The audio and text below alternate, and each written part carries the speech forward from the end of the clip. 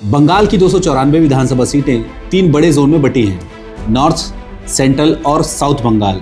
लेकिन सवाल यह है कि सत्ता की चाबी किसके हाथ में है, आइए जानते हैं। पहले बात करें नॉर्थ बंगाल की, तो बंगाल चुनाव में सबसे बड़ा गेम चेंजर है नॉर्थ बंगाल।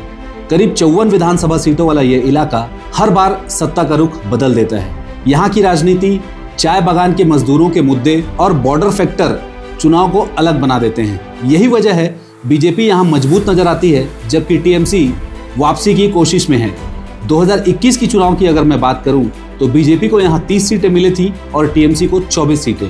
बात करें अगर सेंट्रल बंगाल की, तो सेंट्रल बंगाल की 71 सीटें, जहां खेल सिर्फ चुनाव का नहीं सत्ता के नियंत्रण का होता है। यहाँ टीएमसी ने अपनी पकड़ बहुत मजबूत बनाकर रखी हुई है। हालांकि बीजेपी कहीं ना कहीं सेंधमारी करने की कोशिश कर रही है, लेकिन ममता बनर्जी का किला भेद पाना इतना आसान नहीं है। पिछले चुनाव में बीजेपी ने कहीं ना कहीं वोट शेयर में बढ़ोतरी की है, लेकिन सीटों में उसको तब्दील करने में कहीं ना कहीं वो पीछे रह गई थी। अगर मैं बात करूं पिछले चुनाव की, तो 2021 में बीजेपी को इस क्षेत्र से मात्र 13 सीटें मिली थी और टीएमसी को 58 सीटें। इससे आप अनुमान लगा सकते हैं कि टीएमसी यहाँ कितनी मजबूत स्थिति में है। बात करें सबसे तीसरे और सबसे प्रमुख जोन की, तो वो है साउथ बंगाल।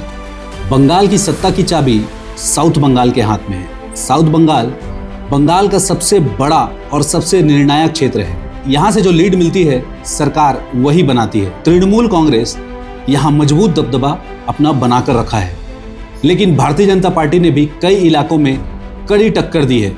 शहरी वोटर, ग्रामीण समीकरण और नेतृत्व का प्रभाव इस क्षेत्र में हमेशा बना रहता है। अगर मैं बात करूं 2021 की, तो 159 सीटों वाला यह क्षेत्र, जिसमें से टीएमसी ने 133 सीटें इस अकेले क्षेत्र से जीती थी, वहीं बीजेपी को 36 सीटों में सिमटना पड़ा था। यानी साफ है यह क्षेत्र ममता बनर्जी का गढ़ बना हुआ है।